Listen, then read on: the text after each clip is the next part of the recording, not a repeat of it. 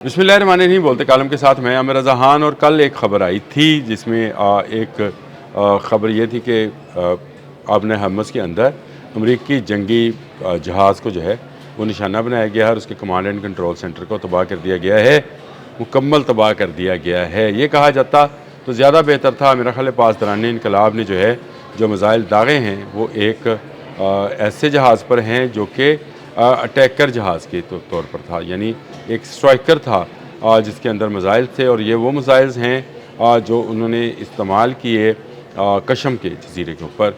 इस जहाज़ ने ऑफेंस दिखाया था, इसको निशाना बनाया।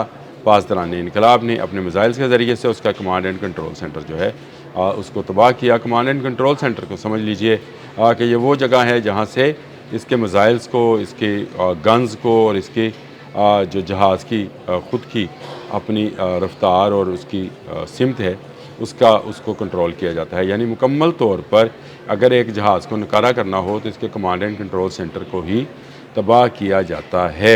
शुरू में तरदीद की सेंटकॉम ने, बाद में इसकी तस्दीक भी आ गई कि वो जहाज़ जो है उस पर मिज़ाइल दागे गए हैं। नुकसान का अंदाज़ा जो है वो भी नहीं लगाया जा रहा है, लेकिन ये एक बड़ा नुकसान है आबने हम्मस के अंदर एक जंगी जहाज़ को निशाना बनाना, और वो भी एक ऐसा जहाज़ जिसके ऊपर मिज़ाइल्स थे उसको निशाना बनाना। मेरा ख़्याल है ईरान की बड़ी कामयाबी, और ईरान ने एक तरह की ये चुनौती दी है कि अगर आपने अपने स्ट्राइकर्स जो हैं उनको आपने हम्मस के अंदर दाखिल किया तो आपके साथ यही अंजाम होगा। ये सारा मामला उस वक्त गर्म हुआ जब ईरान के कशम और ग्रुप जजीरों के ऊपर कमांड एंड कंट्रोल सेंटर पासदारान इनकलाब का तबाह किया गया था। ये अमेरिका ने बड़ी इसमें ख़बर जारी करवाई थी और बताया गया था। उसके बाद ईरान ने कुवैत और बहरीन के अंदर अमरीकी अड्डों को निशाना बनाया। बहरीन में command and control centre 5th जो उसका फ्लीट था उसको तबाह किया। और ये इस तबाही के बाद ईरान को ख्याल आया कि जिन जहाज़ों से मिज़ाइल फायर हुए हैं उनकी भी खबर लेनी चाहिए।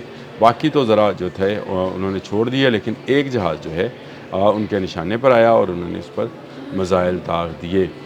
ये मिज़ाइल जो था ये कौन सा था, इसकी किस्म क्या है, इस पर मैं अलग से व्लॉग करूँगा कि अमरीकी जहाज़ तक पहुँचने वाला मिज़ाइल कौन सा है और इसको क्यों इंटरसेप्ट नहीं किया जा सका। जब भी एक बहरी बेड़ा जाता है, जैसे जॉर्ज डब्ल्यू बुश बेड़ा इस वक्त आबने हम्मस के करीब है, तो उसके साथ 2 किस्म के जहाज़ जो हैं, बल्कि 3 किस्म के कहने चाहिए, होते हैं। एक स्ट्राइकर्स हैं, एक इंटरसेप्टर्स हैं, और तीसरे जो हैं वो रसद वाले जहाज़ हैं। जो स्ट्राइकर्स हैं उन पर मिज़ाइल्स लोड होते हैं, गन्स होती हैं जिनसे वो फायर करते हैं। इसी तरह से जो इंटरसेप्टर्स हैं उनके अंदर ऐसे मिज़ाइल सिस्टम्स मौजूद होते हैं जो कि बड़े बहरी बेड़े की तरफ आने वाले मिज़ाइल्स और ड्रोन्स को लेज़र और मिज़ाइल्स के साथ ही निशाना बनाते हैं और अपने बहरी बेड़े को महफूज रखते हैं। तो ये डिस्ट्रॉयर तक मिज़ाइल्स का पहुँचना इस बात की वाज़िया निशानी है कि ईरान ने इंटरसेप्टर्स को भी नाकाम बनाया है। इसका तो कमांड एंड कंट्रोल सेंटर ही और ये सारा जहाज़ ही तबाह कर दिया, लेकिन इसके साथ साथ जो उनका इंटरसेप्शन सिस्टम था वो भी काम ना कर सका। यानी चला तो होगा, रोका तो गया होगा, कुछ मिज़ाइल्स को रोका गया होगा, लेकिन कुछ जो हैं वो निशाने पर लगे। तो इसका मतलब ये है कि इंटरसेप्टर्स जो हैं वो पूरी तरह से काम नहीं कर सके हैं। आपको पता है कि कुवैत के एयरपोर्ट पर जो हमला हुआ है उस पर भी पासदारान इनकलाब का ये मानना है या कहना है कि ये इंटरसेप्टर मिज़ाइल ही था जो वापस जो है गलती से एयरपोर्ट पर लगा। ये अमेरिकन ने ईरानी मिज़ाइल्स के लिए या ड्रोन्स के लिए चलाया था, लेकिन ये वापस जाकर कुवैत के सिटी इंटरनेशनल एयरपोर्ट पर जाकर लगा, जिससे काफ़ी तबाही हुई। टर्मिनल को जो है वो तबाह बर्बाद कर दिया और एयरपोर्ट को बंद करना पड़ा। ये इसमें ईरान का कसूर नहीं था। तो लेकिन अब ये समझिए कि इस सारी गेम के अंदर कोई अगर सबसे नाकाम समझा जाए अमेरिकी फ़ौज का हिस्सा, तो वो ये बैटरीज़ ही हैं। ये ना बचा सकें इब्राहिम लिंकन को, ना जराल्ड आर फोर्ड को, ना इसराइल को, ना बहरीन के कमांड एंड कंट्रोल सेंटर को, ना कुवैत को, ना मुत्तहिदा अरब अमारात को। कभी ड्रोन्स और कभी बैलिस्टिक मिज़ाइल्स इनको मुसलसल निशाना बना रहे हैं। और अभी 2 दिन पहले ही एक क्रूज़ मिज़ाइल ने भी अमेरिकी और इसराइल के मुश्तरका तजारती जहाज़ को निशाना बनाया था।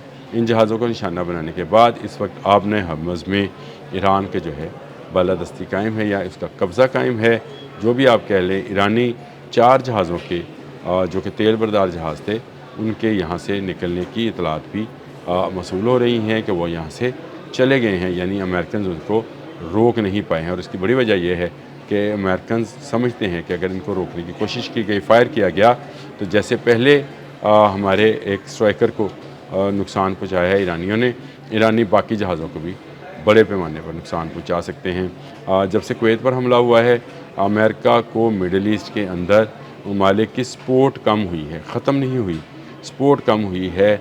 और यही सपोर्ट जो की कमी है कि अमेरिकन जो है कांग्रेस के अंदर डोनाल्ड ट्रंप की सपोर्ट भी जो है वो कम हुई है। एक इंटरसेप्टर पर जो है वो उसका नाकाम होना एक बड़े फ़ौजी अड्डे या बड़े बहरी जहाज़ के तबाह होने के मुतरादिफ होता है।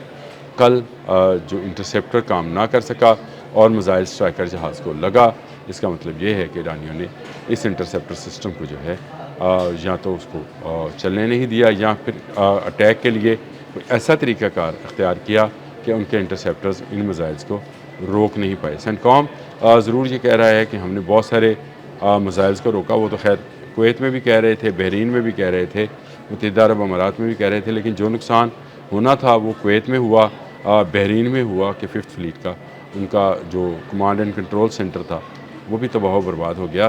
तो इसका मतलब ये है कि उनके इंटरसेप्टर्स उस तरह से काम नहीं कर रहे जिस टेक्नोलॉजी के साथ ईरान जो है वो अपने बैलिस्टिक और क्रूज़ मिसाइल जो है उनका इस्तेमाल कर रहा है।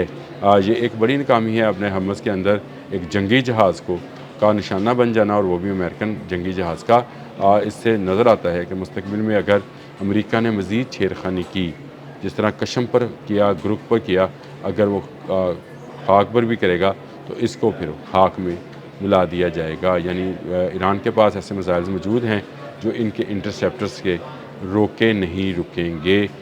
ये फ़ज़ा में ही मनूवरिंग की क़ुव्वत रखते हैं, टेक्नोलॉजी भी अच्छी है और इसकी रफ्तार भी ज़्यादा है। तो अमेरिकन इंटरसेप्टर्स जिनकी बहुत धाक थी कि ये मिसाइल्स को रोकने में कामयाब होते हैं, ज़रूर होते हैं, लेकिन अगर स्वाम अटैक किया जाए तो यही इंटरसेप्टर्स जो हैं नाकाम भी हो जाते हैं। कल होने वाला जंगी बहरी जहाज़ पर हमला इस बात का बेयन सबूत है कि ईरान ने वो टेक्नोलॉजी हासिल कर रखी है कि वो आपके या जंगी हिकमतें अपनी अपना रखी है कि आपके इंटरसेप्टर्स को वो धोखा दे सकता है। इससे पहले भी एरो नाकाम होता है, लेबनान के हिजबुल्लाह ने उसको नाकाम बनाया है। फिर उसके बाद आपका जो है थर्ड जो कि सबसे ताकतवर तरीन सिस्टम समझा जाता है बैलिस्टिक मिसाइल्स के ख़िलाफ़, उसको तबाह किया गया। पेट्रियट जो है उसको तहवाला किया गया, आपके पास पेट्रियट की कमी होती चली गई। तो ये वो सूरत हाल है जिसमें ईरान हर आने वाले दिन के साथ एक नए टेक्नोलॉजी या एक नए मिसाइल के साथ सामने आता है और फिर आपके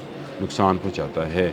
इस जंग में अमन हो, मुआहदा हो, मुज़ाकरात हों या जो भी हो, लेकिन आबने हमस में जंगी सूरत हाल लंबे अरसे तक बरकरार रहेगी, क्योंकि आने जाने वाले जहाज़ों को अगर रोका जाएगा तो दो भी मुल्क होगा, चाहे इधर से मिडल ईस्ट और अमेरिका हैं, इधर से ईरान है, वो मुल्क जो है इस पर इसका जवाब ज़रूर देगा। कल भी यही हुआ, एक जहाज़ को रोका गया, फायर किया गया, जिसके जवाब में ये मिसाइल फायर हुए जो जंगी जहाज़ को लगे और उसका कमांड एंड कंट्रोल सेंटर तबाह कर दिया गया। अब तक के लिए इतना ही। अल्लाह हाफ़िज़।